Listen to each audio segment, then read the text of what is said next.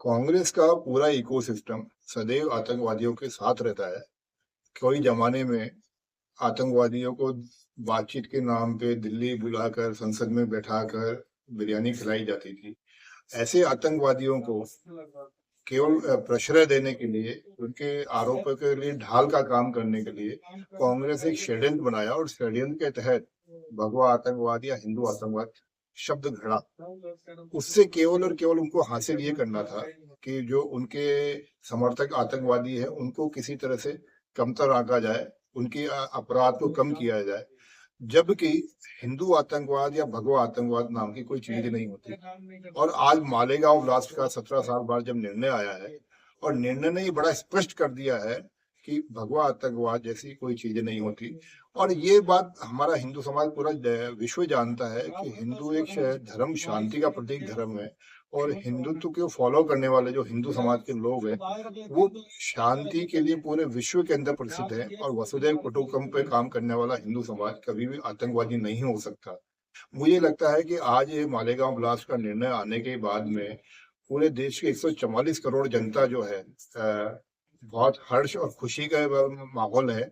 और कांग्रेस का जो ये षड्यंत्र ध्वस्त हुआ है इसके लिए निश्चित रूप से जितनी भर्त्सना की जाए कम है। पर साथ में मैं मांग करता हूं कि कांग्रेस के नेता राहुल गांधी को सामने आके अब मालेगांव के लिए जो उन्होंने षड्यंत्र रचा या हिंदू समाज को आतंकवादी कहना काम किया उसके लिए राहुल गांधी को माफी मांगनी चाहिए।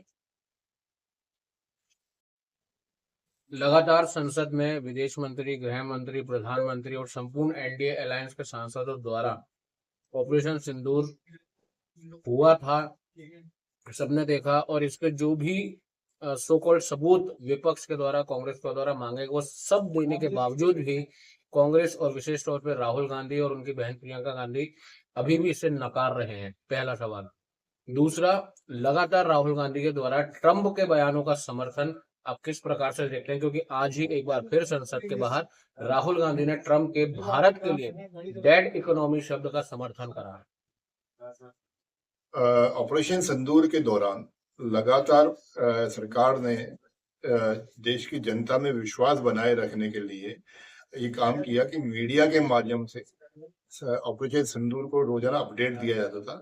सेना ने जो शौर्य पराक्रम दिखाया और शौर्य पराक्रम से जो आतंकवादियों के ठिकाने ध्वस्त किए और उसके बाद में जब पाकिस्तान फिर भी बाज नहीं आया तो जो पाकिस्तान के ठिकाने थे, सैनिक ठिकाने, उनको ध्वस्त करने का काम किया। ये सब चीज मीडिया के माध्यम से देश ने देखा। इसके बावजूद लगातार कांग्रेस और कांग्रेस के विशेषकर राजकुमार इस बात को प्रश्न उठाए जा रहे हैं। मैं आपके माध्यम से कांग्रेस के राजकुमार से कहना चाहूंगा कि हमारी सेना ने ये कहा कि हमने ऑपरेशन सिंदूर के माध्यम से आतंकवादी को ठिकाने ध्वस्त किए। हमारे विदेश सचिव ने ये मीडिया के माध्यम से बताया कि हमने पाकिस्तान को इस तरह से घुटने पर लाके दिखाया।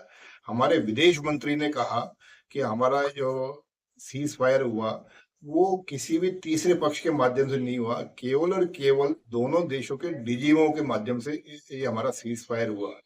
उसके बाद में हमारे देश के माननीय गृह मंत्री ने संसद के अंदर ये कहा कि हमारा इसमें कोई तीसरे पक्ष का किसी भी प्रकार का रोल नहीं है। और यहाँ तक कि अभी 2 दिन पहले हमारे प्रधानमंत्री ने संसद के पटल पर ये बोला कि अमेरिका के उपराष्ट्रपति का 4 बार फोन आया, मैं मीटिंग में व्यस्त था। उसके बाद में मैंने मीटिंग से फ्री होकर जब उपराष्ट्रपति से बात की तो मैंने उनको भी यही कहा कि हम किसी भी तीसरे पक्ष की इसमें दखलंदाजी बर्दाश्त नहीं करेंगे।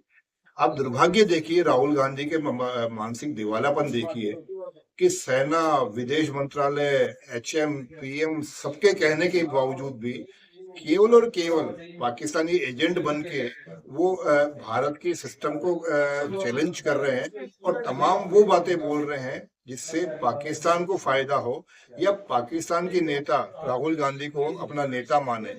तो मुझे लगता है कि ये देश की राजनीति के लिए और कांग्रेस के लिए बहुत बड़ा एक संकट का विषय है कि देश विरोधी गतिविधियों को प्रश्रय देना, देश के अभिमान, देश के गर्व को कमतर करना और देश की एजेंसी के ऊपर कांग्रेस के द्वारा प्रश्न खड़ा करना, ये कांग्रेस के लिए किसी भी प्रकार के हितकारी लिए नहीं है। हाँ, भारत मजबूत हाथों में है और भारत इसी तरीके से तरक्की करता रहेगा और एक मजबूत उपस्थिति विश्व में देता रहेगा।